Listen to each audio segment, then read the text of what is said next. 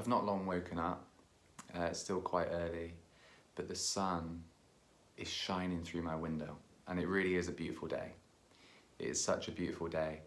And as I was sipping my morning coffee, I wanted to put together a quick video to talk about what it really means to live in the present, what it really means to take each day as it comes.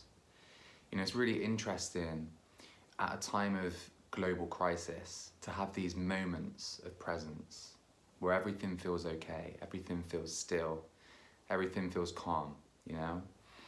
And it made me think that when talking to people, and also, you know, I'm hearing from a lot of people as well, like it's really important right now to take each day as it comes. There is an issue in that many people spend a lot of time and dedicate a lot of commitment to a practice of being in presence, of being with the current moment. It's not so easy.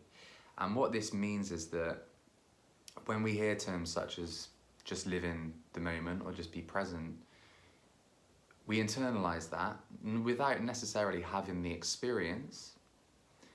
And then we kind of digest an empty platitude, right? If we think of language, language is a form of symbolism. I have an idea or some meaning that I want to convey to you. So I think of the kind of right words and the right phrases that are going to resonate. I put them out there. If you imagine you're receiving this information, there's kind of a midpoint. The symbols that I use meet in the middle, and then you interpret those symbols and you apply meaning to them.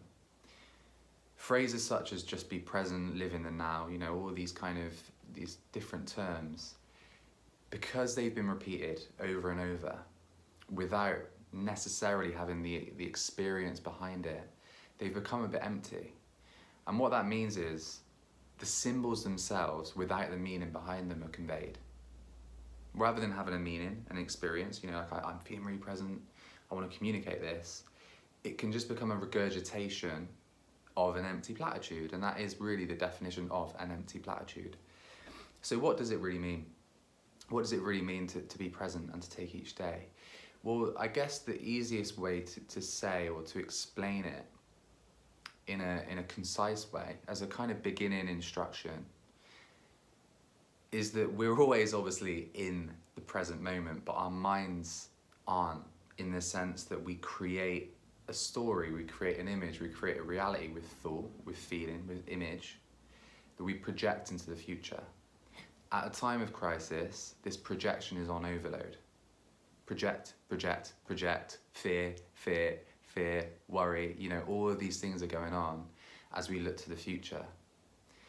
A lot of the time when I teach, I will use the phrase, don't see your thoughts as truth. Now what I mean by that is, as this loop of projection is ongoing, project, project, project, we look at these thoughts and we see them as truth. So we attach to them and we say, that's true. So what we start doing in our present moment, even though our bodies are here, you know, in this present moment, even though our spirits are here in this present moment, our minds project forwards an image, a story, then attach to it. Then all of a sudden what we're doing is, even though we're here, we're there, in this illusion of a future. So being present is all about reconnecting with the anchor to the present, which is ourselves, which is our body, which is our physical being. It's stepping back from the thought, the illusion, what Eckhart Tolle would call psychological time, right? The illusion of future. I've written an article which I will link to on psychological time, and there's another video on the topic as well. But really, every time, right, that we want to be present, that we want to be in the moment, it's just a noticing process, okay? Oh, I've just noticed that I'm flying off into the future. My mind's creating an image of the worst case scenario of catastrophe or whatever. We breathe, we return to the breath, we connect to the body, and we connect to the present moment. And in doing that, that is being in the now, right? But it's not just like something where you're there and then you stay. I can certainly vouch for that. It's a returning process a remembering process that happens over and over again and again.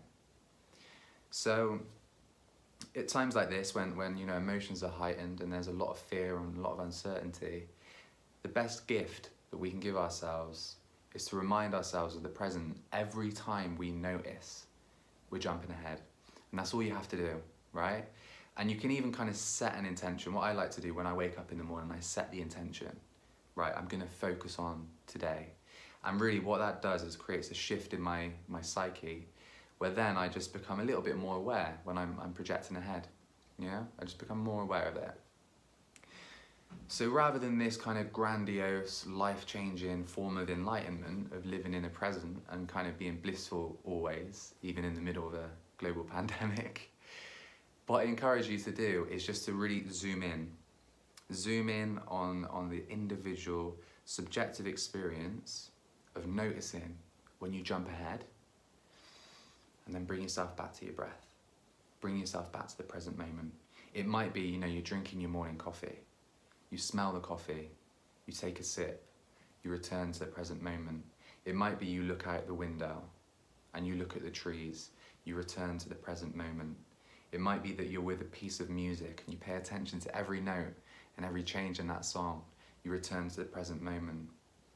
It might be that you're reading a book that you're really engrossed in and you notice that your mind's wandered, and then you bring your attention back to the book and back to that present moment. You know, there are many tools that we can use.